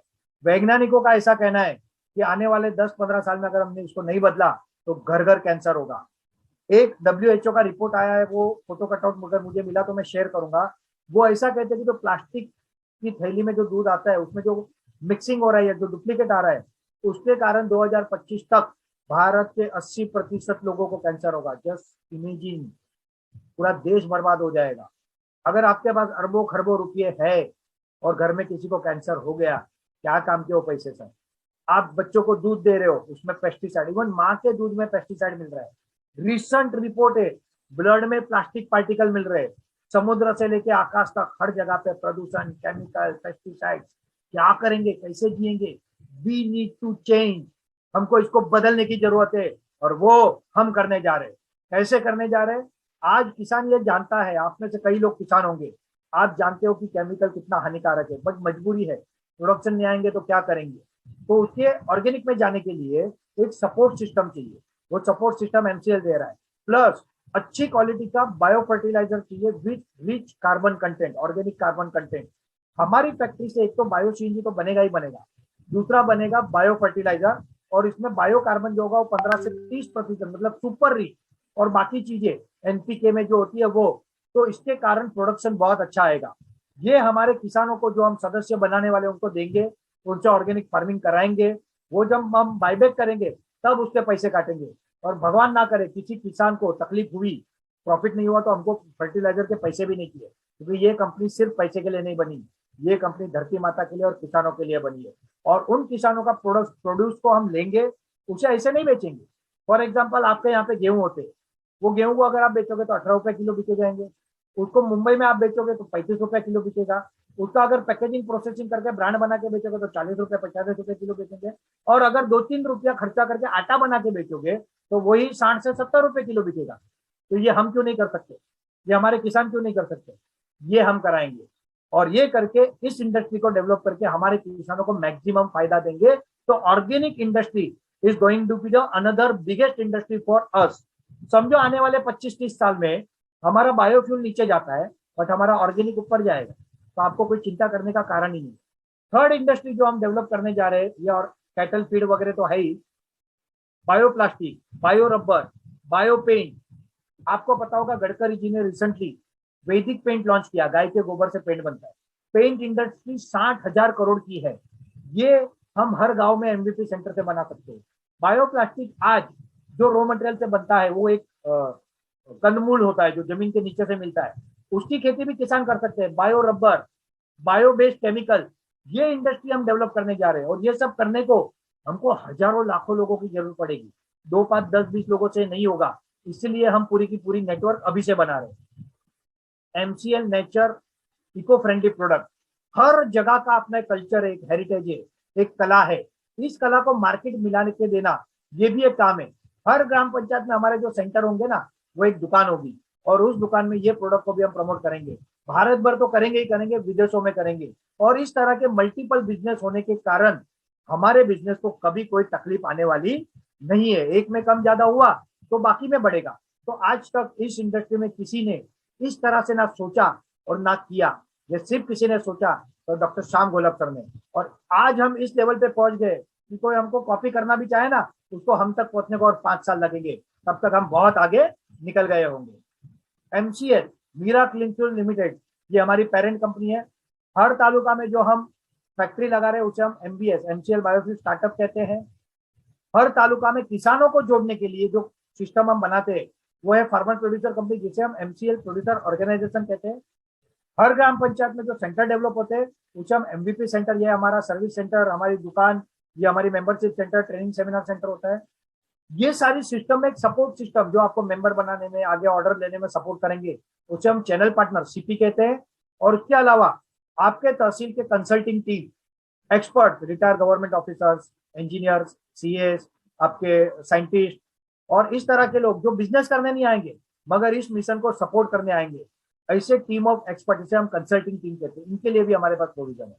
मित्रों, सबसे पहले आपको अगर इससे जुड़ना है तो आपको एक 10 लाख रुपए ज्वाइंट वेंचर फी देनी होती है। फिलहाल कंपनी ये चाहती है कि हमारे लोगों का ज्यादा भला हो और इसलिए एमसीएल अपने 100 करोड़ ऑथोराइज शेयर कैपिटल में से आपको ₹1 फेस वैल्यू के प्रमोटर कोटा शेयर ₹30 के भाव से आपको देखिए, जो 2 से 3 महीने में आपके डीमेट अकाउंट में आते हैं। ये शेयर्स आपको आईपीओ तक रखने हैं। 3 से 6 साल में आईपीओ आएगा, तब इसका बहुत अच्छा भाव होगा। कंपनी का अंदाजा है कि कम से कम ₹1,000 के ऊपर हम आईपीओ में आएंगे। तो 10,05,000 क्योंकि प्रमोटर कोटा शेयर है, तो प्रमोटर के अकाउंट में पैसे जाने के, और चीफ प्रमोटर है मीरा शिवाजी गोलक मैडम, मतलब सर की मदर, हम उनके अकाउंट में 10,05,000 पर्सनल अकाउंट में देते, आपके पर्सनल सेविंग अकाउंट से मीरा शिवाजी गोलक मैडम के पर्सनल सेविंग अकाउंट में पैसे जाते हैं और एमसीएल के प्रमोटर कोटा शेयर आपको डीमेट अकाउंट में मिलते हैं। ये शेयर 33,500 शेयर होते हैं। ये जब आईपीओ आएगा और जो सर का टारगेट है कि ₹1,000 से आए, तो ये आपको 35 से 40 गुना रिटर्न देंगे। मतलब आपको 10 लाख का 4 से 5 करोड़ रुपया फायदा होगा। मगर हम नेगेटिव सोचना चाहिए, उसमें कोई बुराई नहीं है। समझो ₹300 ही हुआ, सिर्फ हमने कोलार का प्लांट चालू किया, 1,000 नहीं हुआ, 300 हुआ, तो भी आपको 10 गुना रिटर्न मिलेगा। और ये रिटर्न हम बड़े बड़े इन्वेस्टरों को नहीं देना चाहते, हम हमारे परिवार को देना चाहते हैं, इसलिए आपको हम ये शेयर दे रहे हैं। शेयर के बारे में कहूंगा तो बहुत लंबा विषय, बट एक एग्जांपल देता हूँ। एमआरएफ के शुरुआती काल में एक व्यक्ति ने शेयर लिए थे, उस व्यक्ति को पैरालिसिस हो गया, उनका पोता उनको लाया, उसको ठीक किया और उन्होंने फिर उसको बताया मेरे पास ऐसे शेयर पड़े। जब उन्होंने शेयर लिए थे कुछ ₹55,000 के शेयर थे, जब उन्होंने पता लगाया तब वो 128 करोड़ के शेयर। पेटीएम आप सब जानते हो, पेटीएम को जब पैसे की जरूरत थी उन्होंने अपने 40% शेयर ₹8 लाख में दिए थे।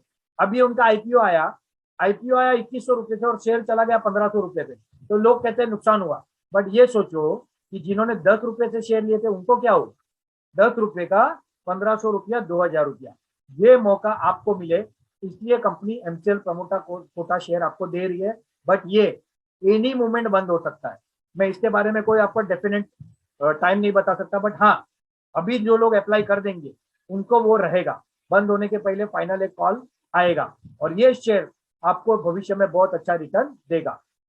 दूसरा काम आपको करना है, 10 एकड़ जमीन इस फैक्ट्री के लिए चाहिए, जिसके लिए फैक्ट्री की सारी रिक्वायर्ड परमिशन, लाइट का प्रोविजन और 315 केवीए का ट्रांसफार्मर का प्रोविजन, मतलब आपकी क्षमता 10 लाख देने के बाद और 20, 25, 30 लाख रुपए आप या आपके पार्टनर को लेके अरेंज करने की होनी चाहिए। इसके बहुत सारे रास्ते, ये आपको आपके वीडियो बनाएंगे, बताएंगे कैसे कैसे आप कर सकते हो। और ये जमीन विद फैक्ट्री परमिशन आपको आपकी कंपनी के अंडर रेडी करनी है, जिसे हम एमसीएल बायोफ्यूल स्टार्टअप यानी आपकी कंपनी होगी। एक किसान उत्पादक कंपनी बना के उसमें 15,000 किसानों को जोड़ना है, जिसके बारे में मैं आगे बताता हूँ, और एमवीपी के बारे में आगे बताता हूँ। 10 लाख ज्वाइंट वेंचर फी आपको बता दिया मैंने, शेयर का बेनिफिट बता दिया, permission industrial NA, construction drawing approval, state pollution, fire safety, petroleum. आज हमारे 40 प्रोजेक्ट ऐसे हैं जो ये सारी परमिशन, इसमें से मेजर परमिशन लेके आगे बढ़ रहे हैं। सिर्फ पैसों की परमिशन हमारी बाकी है, वो कोई प्रॉब्लम नहीं है, हमने उसको भी सॉर्ट आउट कर दिया है। अब बात करता है कि तालुका में हमको जो किसान उत्पादक कंपनी, फार्मर प्रोड्यूसर कंपनी बनानी है और 15,000 किसानों को जोड़ना है, तो ये क्यों जोड़ना है? What is MPO? What is MCL producer organization? MCL producer organization ये किसानों का एक संगठन है, और इस संगठन को हम हर तहसील में बना रहे। तो सबसे पहले समझते हैं what is farmer producer company. Bharat में बिजनेस करने के दो मॉडल है मित्रों, एक मॉडल है कॉपरेटिव और एक है कॉर्पोरेट। ये दोनों के कुछ अच्छे पॉइंटों को लेकर जो कॉन्सेप्ट बना है वो है फार्मर प्रोड्यूसर कंपनी एक्ट या प्रोड्यूसर कंपनी एक्ट। इसका अपना एक अलग नियम है, जैसे कि इसमें आपके पास 51% स्टेक भी रहा ना, तो भी आप उसके मालिक बन के नहीं रह सकते, एक व्यक्ति एक वोट। भारत सरकार ने पिछले बजट में अनाउंस किया था 10,000 एफपीसी बनाने। क्यों? क्योंकि ये किसानों की कंपनी है, किसानों के लिए, किसानों के द्वारा, किसानों से वो मेंबर बना के पैसे कलेक्ट करती है, उस पैसे से किसानों के भले के काम करती है, चाहे वो उनका माल खरीद के मार्केट करना, गोडाउन बनाना, सारे काम। ये काम तो हम भी करेंगे, मगर हम इसके अलावा किसानों से बायोमास फार्मिंग कराएंगे, किसानों से ऑर्गेनिक फार्मिंग कराएंगे। अब ये सब करने में हम ऑर्गेनिक फर्टिलाइजर, ऑर्गेनिक सीड, कुछ बहुत सारे सपोर्ट हम उनको देंगे। अब ये जब देना है तो ये किसान हमसे जुड़े हुए तो होने चाहिए ना। बायोमास फार्मिंग शुरुआत में 50 से लेकर 5,000 लोगों तक होगा, मगर ऑर्गेनिक फार्मिंग तो सबके साथ होगा, देर इज नो लिमिट। इसके अलावा 500 से लेकर 2,500 लोगों को तो डायरेक्ट एम्प्लॉयमेंट मिलेगा, ये एम्प्लॉयमेंट कंपल्सरी हम इन मेंबरों को देंगे। इसके अलावा हर किसान को एक डिस्काउंट कार्ड दिया जाएगा। फॉर एग्जाम्पल, आप एक किसान कंपनी के मेंबर बने, आपको डिस्काउंट कार्ड मिला, और आप भारत भर में कहीं भी एमसीएल के कोई आउटलेट पे या पंप पे जाते हो और आपको 1-2% ही डिस्काउंट मिला, तब आपको कितना डिस्काउंट मिलेगा? आप मेंबरशिप के पैसे कितनी बार भरोगे बताइए? एक बार ना। डिस्काउंट कितनी बार लोगे बताइए? अनेक बार? नहीं नहीं, ऐसा थोड़ी होता, एक बार लेना चाहिए ना। नहीं, अनेक बार लोगे, लाइफ टाइम लोगे। और मेंबरशिप भी कितनी पता है? पहले हम 500 रुपया लेते थे, क्योंकि सरकारी नियम है कि फार्मर प्रोड्यूसर कंपनी, जिसे हम एमपीओ कहते हैं, एमसीएल प्रोड्यूसर ऑर्गेनाइजेशन, उसमें जुड़ने के लिए उस किसान को कुछ ना कुछ निवेश करना पड़ता है। तो 250 रुपया प्रोसेसिंग फी और 10 रुपए के 25 शेयर, 250 रुपया शेयर फी, इसे हम मेंबर बनाते थे। हमारे पास किसान आए कि सर हम घर के 5 लोग जुड़ना चाहते हैं, 2,500 रुपया हमको महंगा पड़ रहा है। हमको इस पैसे से कोई मतलब नहीं है, ये पैसे एमसीएल लेती भी नहीं है, ये आपकी किसान उत्पादक कंपनी में ही रहते हैं, वो आपकी प्राइवेट लिमिटेड कंपनी में निवेश होते हैं, 30% पहले निवेश होते हैं। वो पैसे से आप आपके फार्मर, आपकी फैक्ट्री का काम में यूज कर सकते हो। उसका कुछ नियम है, उसकी कुछ सिस्टम है, वो आगे बताऊंगा मैं जब आप लोग हमसे जुड़ जाओगे। तो ये समझो आपने 50 लाख का कलेक्शन किया और उसके 30% मतलब 15 लाख रुपए आपको आए, तो जो पानी का प्रोविजन करना है, जो एनए करना है, जो आपको इलेक्ट्रिक प्रोविजन करना है, उसमें आपको हेल्प होगा।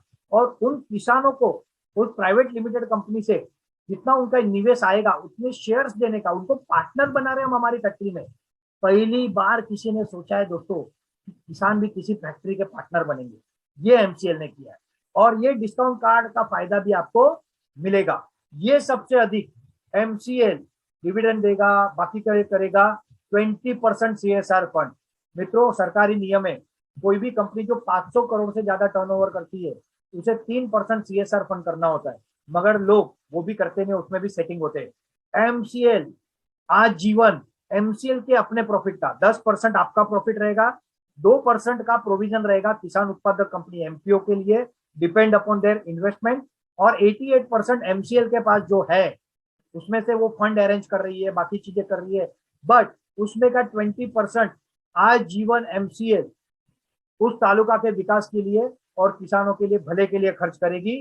शुरुआत में वो 2 करोड़ से लेके धीरे धीरे 20 करोड़ से लेके 100 करोड़ रुपए सालाना होंगे। कौन सी चीज होगी जो हम हमारे तालुका में नहीं कर सकते? हम लाइब्रेरी बना सकते हैं, स्कूल बना सकते हैं, कॉलेज बना सकते हैं, अच्छे रास्ते बना सकते हैं। किसान के बेटे पढ़ने में बहुत इंटेलिजेंट है, मगर आप ऐसे किसानों को जानते होंगे जिन्होंने पढ़ाई छोड़ दी क्योंकि पैसे नहीं थे। अगर ऐसे कुछ बच्चों को हमने स्कॉलरशिप दी और वो पढ़ लिख के बड़े हो गए तो उनकी 7 पीढ़ी का भला होगा। किसानों के बच्चे ही है ना हमको ओलंपिक में गोल्ड मेडल दिला रहे, मगर उनके पास सुविधा नहीं है। हर तालुका में एक स्पोर्ट कॉम्प्लेक्स बनाएंगे। ये सब काम हम अपने फंड से करेंगे, हमको किसी के पास जाने की जरूरत नहीं है। सरकार के साथ कंधे से कंधा मिला के करेंगे, सरकारों के साथ मिलकर देश का और राज्य का और तालुका का विकास करेंगे। ये है आपका जो 10% रहता है मित्रों, क्योंकि एक अप्रोक्सीमेट प्रॉफिट जो है वो फैक्ट्री का 10 करोड़ प्लस का शुरुआत में 10 टन पे है। जब 100 टन पे जाएगा मल्टीपल फैक्ट्री के साथ तब वो बढ़ेगा। तो आपके हिस्से में कम से कम पहले 4-6 महीना प्लस माइनस हो सकता है, बट एक बार फैक्ट्री सेट हो गई मिनिमम 1 करोड़ रुपया आपके हिस्से में प्रॉफिट आएगा, और ये धीरे धीरे आते ही रहेगा। आपकी जो फार्मर प्रोड्यूसर कंपनी है वो अलग है। आपकी प्राइवेट लिमिटेड कंपनी जिसके अंदर आप फार्मरों को जोड़ोगे, जिसके अंदर आप सारी जमीन अरेंज करके परमिशन लोगे, उसमें एमसीएल 50 करोड़ का इन्वेस्टमेंट करेगी, 88% स्टेक लेगी, और भविष्य में 1 रुपये फेस वैल्यू के 50 करोड़ शेयर की कंपनी बनेगी, और 5 से 8 साल बाद वो कंपनी भी आईपीओ में जाएगी। 1 टन से प्रोडक्शन चालू होगा 1 रुपया वैल्यू, 100 टन पे प्रोडक्शन जाएगा 100 रुपया वैल्यू, 200 टन पे जाएगा 200 रुपया वैल्यू, और तब हम जब आईपीओ में जाएंगे तब वो कंपनी आपकी लोकल कंपनी 5,000 करोड़ वर्थ की बनेगी। और 10% किसका है मित्रों? आपका है। तो आप कितने वर्थ हुए? 500 करोड़ रुपए। ये सारा रोड में परेडी है, ये कोई रॉकेट साइंस नहीं है, कोई चमत्कार नहीं है। स्टॉक मार्केट में जितनी कंपनी लिस्टेड है ना वो सारी कंपनियों ने इसी तरह से काम किया है। अब बात करते हैं एमबीपी सेंटर। हम हर ग्राम पंचायत में एक सेंटर डेवलप कर रहे हैं जिसे हम एमबीपी सेंटर कहते हैं। ये एमबीपी सेंटर एमसीएल की दुकान है। जब सुपरमार्केट के कॉन्सेप्ट शुरू हुए तब शहरों में बने बिग बाजार, उसका एक छोटा रूप आया तालुका लेवल पे डीमार्ट, और उसी का छोटा रूप है हर ग्राम पंचायत लेवल पे एमवीपी सेंटर। ये एमवीपी सेंटर एमसीएल का सुपरमार्केट है। यहाँ पे हर एमसीएल के product, eco friendly product, natural product, organic product बिकेंगे, और ये इसके लिए 25-50 लाख रुपए का निवेश भी लगेगा। ये निवेश आपको नहीं लाना है, आपको कोई लोन नहीं लेनी है, आपको कोई कर्जा नहीं करना है, कोई लायबिलिटी नहीं, कोई जमीन मॉर्गेज नहीं करनी है। ये पैसा एमसीएल इन्वेस्ट करेगी। आपके यहाँ पे बायोमास फार्मिंग होगा, वो फार्मिंग को आपको प्रोत्साहित करना है। सबसे पहले एमसीएल उसको डायरेक्ट खेतों से उठाने की व्यवस्था करेगी। जहां पे वो शक्य नहीं होगा वहां पे किसान एमवीपी तक लाके देंगे, एमवीपी से एमसीएल उसको ले लेगी। अगर कहीं पे वो भी शक्य नहीं हुआ हो, एमवीपी को करना पड़ा, तो उसके अलग से पैसे मिलेंगे। हर एमवीपी सेंटर शुरू में 25-30 हजार से लेके आगे जाके डॉक्टर शाम सर ने यहाँ तक सोचा है कि हर एमवीपी सेंटर में एक 5 से 10 टन की फैक्ट्री लगे, और इसका सारा निवेश एमसीएल करेगी, तालुका एंटरप्रेनर को साथ में लेके करेगी। तो आपके पास 25,000 से लेके 5 लाख तक हर महीने कमाने का मौका है, मगर इसको 18 से 24 महीने लगेंगे, क्योंकि आज काम चालू होगा फैक्ट्री का, आप मेंबरशिप करोगे, परमिशन लोगे, 6, 8, 10, 12 महीने उसमें लगेंगे, कंपनी को 8 से 12 महीने लगेंगे। तो maximum time to start production from your factory 24 month, ठीक है। और ये वेटिंग पीरियड है। तो आपको इसमें ज्वाइंट, आपका एमवीपी बुक करने के लिए क्या करना है, या करवाने के लिए 1.5 लाख रुपए ज्वाइंट वेंचर फी देनी है। जैसे तालुका वाले को 10,05,000 देके उसके शेयर मिल रहे, वैसे क्योंकि वेटिंग पीरियड है इनका, वेटिंग पीरियड है आपका, तो वेटिंग पीरियड का बेनिफिट आपको शेयर दे रहे। ये शेयर 1.5 लाख रुपए में 5,000 शेयर आपको प्रमोटर कोटा में मिलेंगे। नंबर 2, आपके पास आधा एकड़ आपका या आपके परिवार में किसी का लैंड का प्रोविजन होना चाहिए जिसमें वो सेंटर डेवलप होगा, उसका तार कंपाउंड, इलेक्ट्रिक प्रोविजन आपको करना है नॉर्मल। 2 एकड़ जमीन आपकी खुद की या किसी और की, जिसमें जब हम बताएंगे तब नेपियर घास का डेमो फार्मिंग करना है। डेमो फार्मिंग करने के लिए तालुका वाले को जो सीड है वो तालुका वाले आपको देंगे, और तालुका वाले को कैसे करना है वो हम बताएंगे। और रोड कनेक्टिविटी उसको होना चाहिए क्योंकि माल आएगा जाएगा। तो इस तरह के एमवीपी सेंटर हमको हर ग्राम पंचायत में डेवलप करने हैं। It's a triple bottom line product, waste to biomass, MCL biofill state, connection centre, demo farming, nursery, training, ये सारे मल्टी ब्रांड शोरूम, ये सारा काम एमवीपी सेंटर के थ्रू होगा। मित्रों, आप सब जानते हो कि एक समय था जब भारत विश्वगुरु था। दुनिया का 60% बिजनेस भारत कंट्रोल करता था। भारत में बहुत सारे आक्रमण हुए और फिर आए British east India company, east India company ने क्या किया, हमारा सोना लेके गया, सब कुछ लेके गया? नहीं, वो हमारी खेती बर्बाद करके गए, हमारे किसानों को खराब करके गए, क्योंकि उनको रॉ मटेरियल चाहिए था उनकी कॉटन इंडस्ट्री के लिए, तो उन्होंने पूरा हमारा सब रोड में बदल दिया। उसके पहले हमारा तालुका, हर तालुके आत्मनिर्भर थे, आज नहीं है। British east India company version 2 आज भी भारत में है। आज भी अनेक कंपनियों को आप देख सकते हो जो भारत से बाहर पैसे लेके जा रही है। मित्रों, मेरा एक सवाल है आप लोगों, जितनी भी कंपनियां प्रोडक्ट बना रही है, चाहे वो अनाज हो, बिस्किट हो, चाहे वो फरसान हो, चाहे साबुन शैम्पू हो, इसका रॉ मटेरियल कौन देता है? किसान ना। आपके खेतों से रॉ मटेरियल जाता है। जब आपके खेतों से रॉ मटेरियल जाता है तो वो कंपनियां अरबों खरबों के प्रॉफिट कर रही है, आप क्यों नहीं कमा रहे? क्योंकि किसान के पास होल्डिंग पावर नहीं है, मार्केटिंग पावर नहीं है, प्रोसेसिंग पावर नहीं है। यही हमको करना है और ईस्ट इंडिया कंपनी वर्जन 2 को भारत से बाहर निकालना है। अर्थात हमको इतना स्ट्रांग बनना है कि हम दुनिया में जाके बिजनेस करें। ये काम एमसीएल कर रही है। हमारी पॉलिसी है वन एंटरप्रेन्योर वन तालुका। एक बार हम तालुका में एक व्यक्ति के साथ टाइप कर देते हैं और वो अच्छे से काम करता है, तो उस तालुका में हम दूसरा एंटरप्रेन्योर नहीं लेते, बट एमवीपी में वो प्रोजेक्ट करके काम कर सकते हैं। हमारे फ्रीडम फाइटर ने देश को आजाद कराने के लिए काम किया, अब अपना टर्न है। आज हम कैसे लोग देख रहे हैं? आज हम विजनरी लोग देख रहे हैं। छत्रपति शिवाजी महाराज, महाराणा प्रताप, ऐसे झांसी की रानी, ऐसे अनेक लोगों ने हमारे देश के लिए काम किया। छत्रपति शिवाजी महाराज जब 16 साल के थे ना, तब उन्होंने सपना देखा था कि मेरा राज्याभिषेक होगा और इस तरह से हिंदू स्वराज्य की स्थापना करूंगा।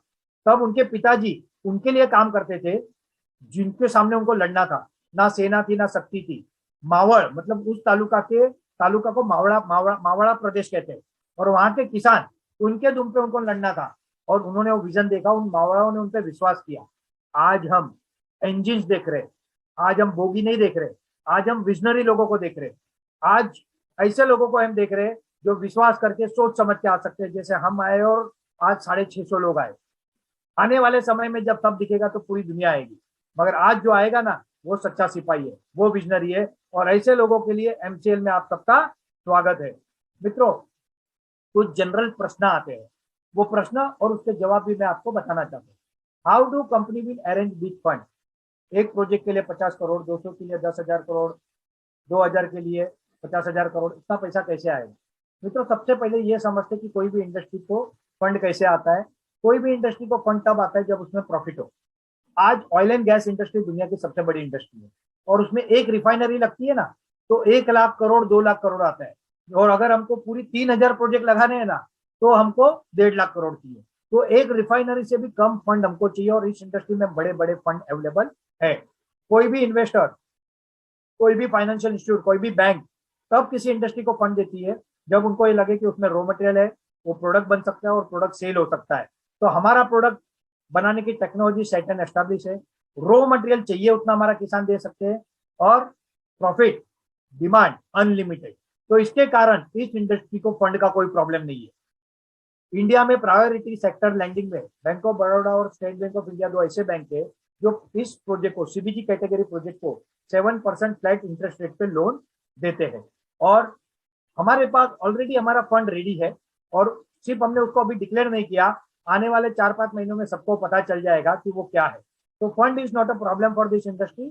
वो डॉक्टर श्याम सर और एमसीएल का कंसर्न है, वो लोग कर रहे हैं, वो उन्हीं को ऊपर छोड़ देते हैं। इनके sport, if company can not set up plant, अगर कंपनी प्लांट नहीं लगा पाई तो क्या? मित्रों, प्लांट क्यों नहीं लगेगा? टेक्नोलॉजी नहीं होगी तो नहीं लगेगा, रॉ मटेरियल नहीं होगा तो नहीं लगेगा, और पैसा नहीं होगा तो नहीं लगेगा। तो ये तीनों चीज सेट एंड एस्टेब्लिश है, तो लगना तो है ही। मगर बहुत बहुत तो क्या हो सकता है, 4, 6, 8, 12 महीना आगे पीछे हो सकता है। इस चीज की मानसिक तैयारी आपको रखनी है। कोई भी चीज में चैलेंजेस आ सकती है, तो यही आपको ध्यान रखना है। How much time will it will take for factory to run? आपका रोल है आपकी कंपनी के अंदर जमीन अरेंज करके सारी परमिशन लेना, वो लीज जमीन भी चलेगी, लीज आपको देना है, और एक फार्मर प्रोड्यूसर के अंदर 15,000 किसानों को जोड़ना। समझो आपने 6 महीने में कर दिया, तो अगले 12 महीने में कंपनी आपकी फैक्ट्री रनिंग कर देगी। आपने 12 महीने में किया तो कंपनी को 12 महीने ही लगेंगे, इसलिए हायर टाइम इज 24 मंथ। उसको 18 महीने तक भी हम ला सकते हैं। Do 15,000 member is compulsory, and what will be the use of share and membership money, and how to make 15,000 member? 15,000 किसान जरूरी है। कहा हाँ, भविष्य में विदेशी बड़ी बड़ी कंपनियां इसमें आने वाली है। वो हमारे किसानों को फायदा नहीं करेगी, एक्सप्लॉइट करेगी। और इसलिए हम ज्यादा से ज्यादा किसानों को पहले जोड़ना चाहते हैं। उनके जो शेयर के पैसे आएंगे वो आपकी प्राइवेट लिमिटेड कंपनी में निवेश होंगे, उनको उसका डिविडेंड और बेनिफिट जाएगा, और वो पैसे आपको आपकी फैक्ट्री की परमिशन और उसमें काम आएंगे। और उसके अलावा उनको जोड़ने के लिए हमने एक व्यवस्था रखी है, चैनल पार्टनर और एमवीपी सेंटर। हर एमवीपी सेंटर को आप टारगेट दे सकते हो। फॉर एग्जाम्पल, आपके तालुका में 50 ग्राम पंचायत है, आपको 15,000 बड़ा लगता होगा, अरे 15,000 कैसे जोड़ूंगा, मगर एक ग्राम पंचायत में अगर 2,000 लोग हैं और 300 लोगों को जोड़ना है, देन इट इज इजी। 50 ग्राम पंचायत को 300 का टारगेट दिया तो 15,000 हो गए। अगर एमबीपी वाले नहीं करते तो चैनल पार्टनर नाम की एक व्यवस्था है। ये ऐसे लोग हैं जो आपको सपोर्ट करेंगे। इनको शुरुआत में तो हम बहुत कुछ नहीं दे सकते, मगर आगे इनको जॉब चाहिए तो जॉब मिलेगा, इनको प्रायोरिटी है हमारे अलग अलग एजेंसी में चाहिए तो वो मिलेगा, इनके लिए रॉयल्टी का भी प्रोविजन है। ये चैनल पार्टनर हर ग्राम पंचायत में एक दो व्यक्ति को जोड़ सकते हो, जो कोई भी युवा, बच्चा, लड़का, लड़की, बुजुर्ग, कोई भी सोशल वर्कर, कोई भी हो सकता है, आशाताई वर्कर, आंगनवाड़ी सेविका, पुलिस पाटिल, और ये लोग आपको मेंबर बनाने में मदद करेंगे और इनके द्वारा आप ये टारगेट कर सकते हो। Can we visit demo plant? जैसे मैंने आगे बताया, हम लोग गए प्लांट पे, बट आज ड्यू टू टेक्नोलॉजिकल सीक्रेट और ऑटोमेशन सीक्रेट कुछ समय तक हम प्लांट नहीं दिखा रहे, बट आने वाले समय में आज 250 प्लांट की हम तैयारी कर रहे हैं, जिसमें से 40 प्लांट का काम शुरू हो गया है। आने वाले कुछ महीनों में आपको आपके खुद के एरिया में प्लांट देखने को मिलेंगे। Some more question, how do we will sell the product? ये प्रोडक्ट कैसे बेचेंगे मित्रों? ये लोकल कंपनी में आप बॉस हो, आप मालिक हो। कंपनी को एक व्यक्ति चाहिए जो सारी जिम्मेदारी ले, वो आप है, मगर प्रोडक्ट बेचने की जिम्मेदारी आपकी नहीं है। मगर देर इज अ सिस्टम, वो सिस्टम इसको बेचेगी। तो ऐसा नहीं है कि गैस बना तो बेच के आओ, वो बाय डिफॉल्ट बिकेगा, उसकी व्यवस्था हमने अभी से करके रखी है। How do we will handle our day to day work of factory? आपकी कंपनी में सीए होंगे, सीएस होंगे, सारे कोई होंगे। उस कंपनी में से सारा खर्चा, सारी सैलरी, सारे एक्सपेंसेस जाने के बाद जो प्रॉफिट बचेगा उसका नेट 10% आपको दे दिया जाएगा। अप टू 2% का डिविडेंड फार्मर प्रोड्यूसर को दे दिया जाएगा, जितना उसका इन्वेस्टमेंट होगा वही हिसाब से। और 88% एमसीएल का है, उसमें से 20% सीएसआर फंड है, और बाकी हमारे लोगों के लिए रॉयल्टी का प्रोविजन है। एमसीएल ये कहती है, डॉक्टर शाम सर ये कहते हैं कि जो बचेगा ना वो सब हमको दे देना, हमको हमारे लिए काम नहीं करना। हमारी जरूरत ही कितनी है सर? 10, 20, 25, 50 करोड़ ना। और क्या लगता है इंसान को जिंदगी में? बाकी सबको धरा का धरा रह जाता है। तो ये शाम सर का विजन है। तो ये एक व्यवस्था है जो कंपनी, आप और हम सब मिलकर करेंगे। What will be the documentation? मित्रों, सबसे पहले आप जब जुड़ते हो तो एक शेयर फॉर्म होता है, एक एमपीएफ फॉर्म होता है, एमबीएस फॉर्म होता है, एक नॉन डिस्क्लोजर एग्रीमेंट होता है, एक एमओयू होता है। जब आप आपकी कंपनी फॉर्म कर लेते हो, दोनों फार्मर प्रोड्यूसर और आपकी प्राइवेट लिमिटेड यानी एमबीएस और एमपीओ, और उसके अंदर मेंबर और जमीन कर लेते हो, उसके बाद एक आपका डेफिनेट एग्रीमेंट होता है। 10 अगस्त को हमने 46 डेफिनेट एग्रीमेंट किए, और उसके बाद लॉकडाउन आया तो हम प्रोग्राम नहीं कर चुके, बट 200 लोगों के एग्रीमेंट लगभग जा चुके हैं और अभी उनको कॉपी मिलने वाली है। 46 लोगों का हो चुका है। What is company strength? मित्रों, कंपनी की स्ट्रेंथ है मॉडल, बिजनेस मॉडल और टेक्नोलॉजी। मित्रों, जो व्यक्ति के पास टेक्नोलॉजी है ना, उनको सब कुछ मिल जाता है। और हमारे पास हमारी अपनी, भारत की अपनी यूनिक 4 स्टेज डाइजेस्टर टेक्नोलॉजी और यूनिक बायोसिंस कल्चर मतलब बैक्टीरिया कल्चर है, और यही हमारी ताकत है, और इसके कारण we are the best. What is the risk factor in MCL business? MCL business में रिस्क क्या है?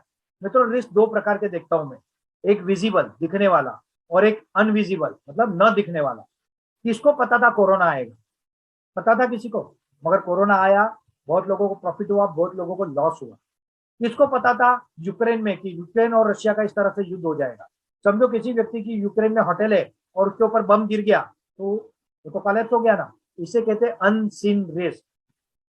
ऐसा कोई अनसीन रिस्क आता है तो हमारा बिजनेस फेल नहीं होगा, डिले हो सकता है। कोरोना आ गया तो हमको जो 2019 में करना था वो हमने 2022-21 में किया, नहीं तो हमने अभी तक प्रक्रिया रेडी करके स्टार्ट कर दी होती। तो ऐसा हो सकता है। तो दिखने वाला रिस्क क्या है? तो मैक्सिमम बहुत कुछ डिफिकल्टी आई, बहुत इश्यूज आए, बहुत चैलेंजेस आई। 8, 10, 12 महीना प्रोजेक्ट प्लस माइनस हो सकता है। इसके अलावा इस प्रोजेक्ट को कोई प्रॉब्लम नहीं आएगा। तो बी कॉन्फिडेंट फॉर दैट।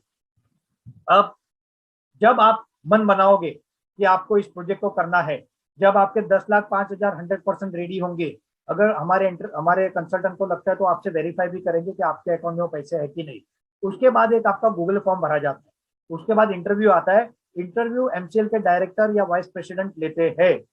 आज का इंटरव्यू रेशियो ऐसा है कि 100 में से मुश्किल से 10 लोग सिलेक्ट होते हैं। 90 लोगों को हाथ जोड़ दिया जाता है कि सर आप या तो एमवीपी कीजिए या तो हमारे साथ भविष्य में और कुछ कीजिए। अब इसमें क्या देखा जाता है इंटरव्यू में? सबसे पहले देखा जाता है उस व्यक्ति का प्रेजेंटेशन। अगर आप मोबाइल से 55 करोड़ की फैक्ट्री के लिए मोबाइल से उस मीटिंग को इन कर रहे हो तो नहीं चलेगा। You should join that meeting with laptop. आपका कॉन्फिडेंस, आप किस तरह से अपने आप को प्रेजेंट करते हो देखा जाता है। आपकी लीडरशिप क्वालिटी देखी जाती है। आपका सोशल एंगल, कभी समाज के लिए आपने कुछ किया भी है क्या कि नहीं किया है, वो देखा जाता है। आपका विजडम, आपकी सच्चाई, उसको देखा जाता है। आपकी विजन और मिशन की क्लियरिटी देखा जाती है।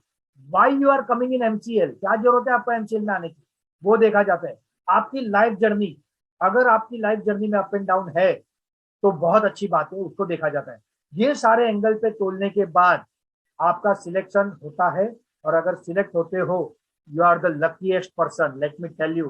शायद आपको पता नहीं होगा कि आज लोग क्या क्या कर रहे हैं जुड़ने के लिए। कोई पार्टनरशिप देने को तैयार है, कोई दूसरे को इंटरव्यू पे बुला के उसके साथ पार्टनर बनने को तैयार है। इस तरह से काम हो रहे। तो जिनको इसकी वैल्यू पता चल गई है ना, वो लाइन लगा के बैठे। महाराष्ट्र में 300 प्रोजेक्ट हम बुक कर सके, सिर्फ नागपुर वेस्ट में थोड़ा सा बाकी है। तो महाराष्ट्र में आज कोई हमारे पास मिनिस्टर भी आया ना, हम नहीं दे सकते। 3 सिटिंग राज्यसभा सांसद उन्होंने प्रोजेक्ट बुक किए इंटरव्यू देके। 6 एमएलए ने बुक किए, 12 साइंटिस्ट ने बुक किए, 40-50 उद्योजक ने बुक किए। मगर major people are middle class, upper middle class and farmer. ये हमारा मेन कैटेगरी है। तो ये इंटरव्यू बहुत इंपॉर्टेंट है, इसकी पूरी तैयारी करो। जब तक तैयार ना हो आगे ना बढ़ो। फंड रेडी करो, सीखो, समझो, जानो। अगर आपके मन में कोई सवाल रह गए हो जिसके जवाब ना हो तो पूछो और उसके बाद आगे बढ़ो। It's a time to open our eyes. पूरी दुनिया जल रही है, बर्बाद हो रही है। हमको अब हमारी आंखें खोलनी चाहिए। वी आर टू लेट, हम ऑलरेडी लेट हो चुके हैं मित्रों। पूरी दुनिया सॉल्यूशन की तरफ देख रही है और सॉल्यूशन हमारे पास है। We have the only solution. It's more than the business. ये सिर्फ बिजनेस नहीं है, ये धरती माता की प्रति अपना कर्ज निभाने का समय है। ये भारत माता के प्रति अपना कर्ज निभाने का समय है। ये हमारे देश के किसानों के लिए, मजदूरों के लिए, युवाओं के लिए, सबके लिए कुछ कर दिखाने का समय है। वी हैव नो वर्ल्ड, हमारे पास एक ही पृथ्वी है और हमारा किसान हमारी ताकत है।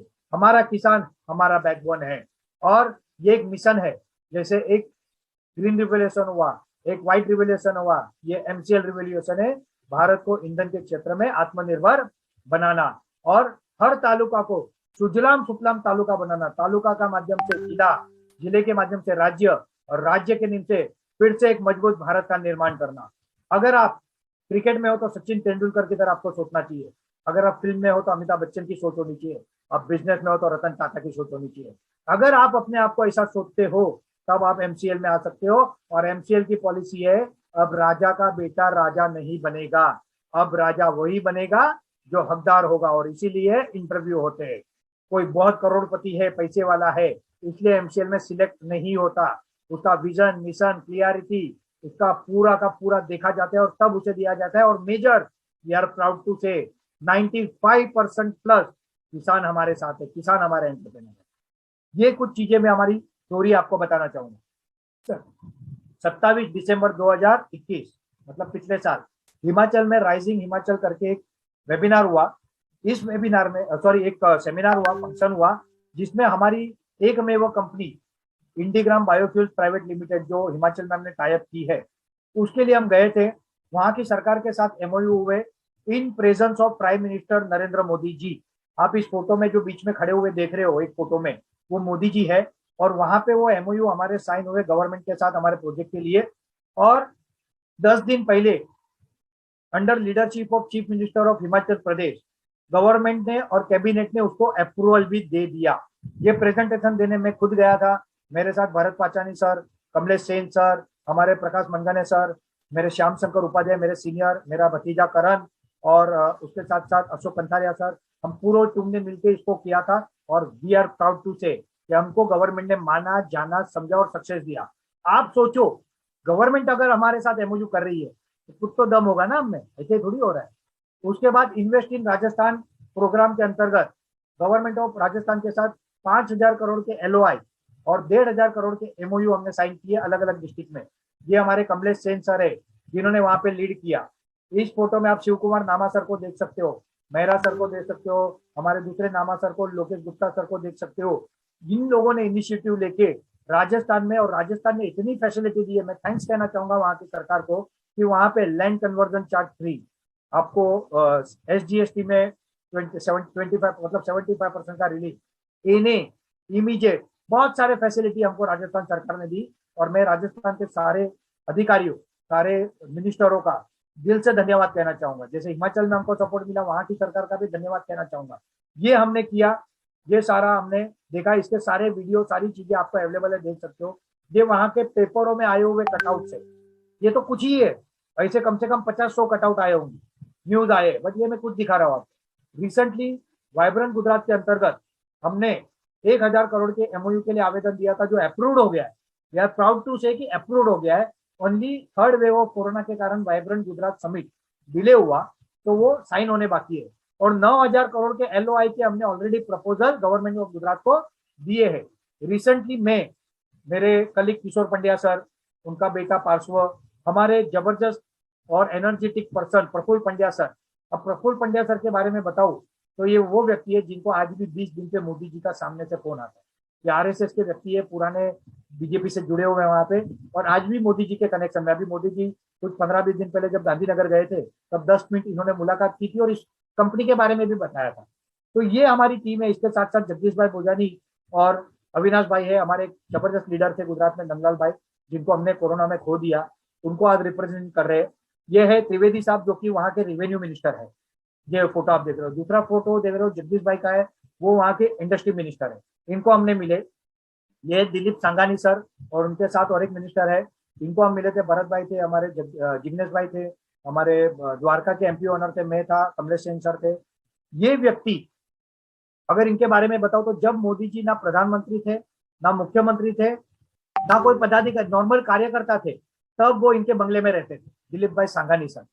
तो इनके थ्रू भी हमने सब अप्रोच किया है, और गवर्नमेंट ऑफ गुजरात के साथ भी हम अच्छे काम कर रहे हैं। मगर सरकार का काम होता है ना, एक सिस्टम से होता है, it takes some time. But आपको ये मैं बताना चाहता हूँ कि हम कहाँ पहुंच चुके हैं और हम क्या कर रहे हैं। ये है जो आपके साथ होना है। Actual start of project work at around 40 location in multiple state. हमारे 40 प्रोजेक्ट, जिसमें से 20 प्रोजेक्ट हमारी टीम के हैं, और इन प्रोजेक्टों का वॉल कंपाउंड, इनका इंडस्ट्रियल गेट, इनका फीचर वॉल, इनका पब्लिक टॉयलेट, सिक्योरिटी केबिन, ये काम चालू हो चुके हैं, इनके वर्क ऑर्डर निकल चुके हैं। आने वाले 10-15 दिन में फाउंडेशन वर्क चालू हो जाएंगे। हमारा टारगेट है इस साल के अंतर्गत अंत तक 200 से 250 फैक्ट्री हम रेडी कर दे, और इस साल के अंत में या अगले साल की शुरुआत में इसमें से प्रोडक्शन स्टार्ट आ जाए। और वो दिन होगा जब सिर्फ भारत नहीं, पूरी दुनिया हमको सलाम करेगी। आज महाराष्ट्र में लोग लाइन लगा के खड़े हैं, जिन्होंने कभी नहीं समझा, किसी भी कारण से, हो सकता है डर हो, भय हो, चिंता हो, मगर आज वो लोग मांग रहे हैं और हम दे नहीं पा रहे। यही परिस्थिति आप गुजरात में, राजस्थान में, कर्नाटक में, मध्य प्रदेश में हो रही है, और यही परिस्थिति आने वाले कुछ समय में पूरे देश में होगी। तो ये एक्चुअल स्टार्ट ऑफ वर्क हो चुके हैं, ये आपको हम बताना चाहते हैं। मेरी टीम, हमारा परिवार, welcome to MCL family by SSK Bharat management and media private limited. मैं कार्तिक रावल, इसका एग्जीक्यूटिव डायरेक्टर, मेरे सीनियर, मेरे पार्टनर, मेरे डायरेक्टर एडवोकेट श्याम शंकर उपाध्याय, मेरी SSK भारत की पूरी टीम, मेरी MCL की पूरी टीम, और साथ में मेरे स्ट्रॉन्ग लीडर्स, जिनके कारण आज हमने 311 प्लस प्लस तालुका बुकिंग का टारगेट कंप्लीट किया है। हम सब मिलके आप सबका दिल से इस मिशन में स्वागत करते हैं। आइए दोस्तों, सब मिलके फिर से भारत को आत्मनिर्भर बनाते, सुजलाम सुफलाम बनाते, किसानों का उद्धार करते, देश का भला करते, धरती माता की सेवा करते, और कुछ करके दिखाते। Thank you very much. जय हिंद, जय भारत। अगर आपके कुछ सवाल रह गए हो, तो यहाँ पे मैं अभी क्योंकि क्वेश्चन आंसर नहीं ले रहा हूँ, बट आप लिखिए, जिस व्यक्ति ने आपको इन्वाइट किया है उनसे बात कीजिए, उनसे कम्युनिकेट कीजिए, और वो आपको उसके जवाब देंगे। नहीं दे पाएंगे, वी आर देयर। हमारी रिस्पॉन्सिबिलिटी है सिर्फ आपको लाना नहीं, आपकी फैक्ट्री एक्चुअल में प्रोडक्शन स्टार्ट करे, वहां तक हम आपके साथ खड़े हैं, MCL आपके साथ खड़े। तो बहुत बहुत धन्यवाद।